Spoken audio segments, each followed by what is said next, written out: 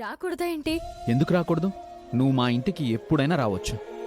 మంచి అకేషన్ చూసి నన్ను మీ ఇంటికి ఇన్వైట్ చేస్తానన్నావు కదా, ఇంతలోనే నేను తొందరపడి వచ్చేసానేమోనని అనుకుంటున్నాను. No, nothing like that. నువ్వు రావడం ఎంతో ఆనందంగా ఉంది. టు బీ ఫ్రాంక్, నా ఇల్లు ధన్యమైపోయింది. ఇల్లు ధన్యం అయిపోవడానికి నేనేం దేవతని కాదు Satya. I'm just your friend. నా దృష్టిలో నువ్వు దేవతవే. మనసులో ఏదో అనుకుంటున్నట్టున్నా? ఏం లేదు. కళ్ళు చెప్తున్నాయి. ఏం లేదు, నిజం ఏం లేదు. సత్య అబద్ధాలు కూడా చెప్తాడా? అవని, కాఫీ, టీ, కూల్ డ్రింక్. అమ్మ బయటికెళ్ళింది, నేను కలిపి తీసుకొస్తానులే, నో ప్రాబ్లం. అరే, నువ్వెందుకు అంత కష్టపడతావ్? నీ వైఫ్ ఉంది కదా, తను చేస్తుంది.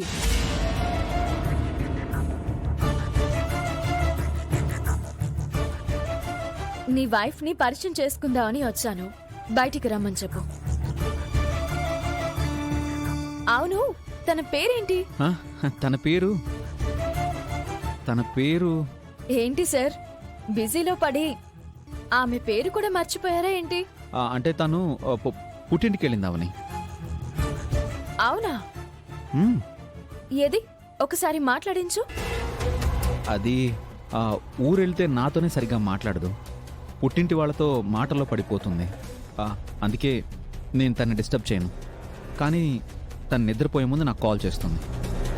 కోర్టులో నువ్వు కేసుల్ని వాదించేటప్పుడు నిందితులు క్రైమ్ నుంచి తప్పించుకోవడానికి ఒకదాని తర్వాత ఒకటి అబద్ధాలు చెప్తూనే ఉంటారు కదా సత్య? యా యా అయినా సడన్ గా కోర్టు టాపిక్ ఎందుకు వచ్చింది?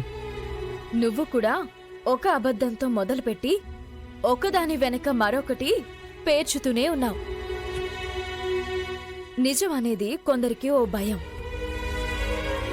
ఆ భయం నుంచి తప్పించుకోవాలంటే బోలెడన్ని అబద్ధాలు చెప్పాలి. నిజం అనేది కొందరికి ఓ ధైర్యం. అందుకే వాళ్ళు అబద్ధాలని ఆశ్రయించరు, నిజం మాత్రమే చెప్తారు. నీకు పెళ్ళయిందని నా దగ్గర అబద్ధం ఎందుకు చెప్పావు? అబద్ధం అని ఎవరు చెప్పారు? నేనేరా.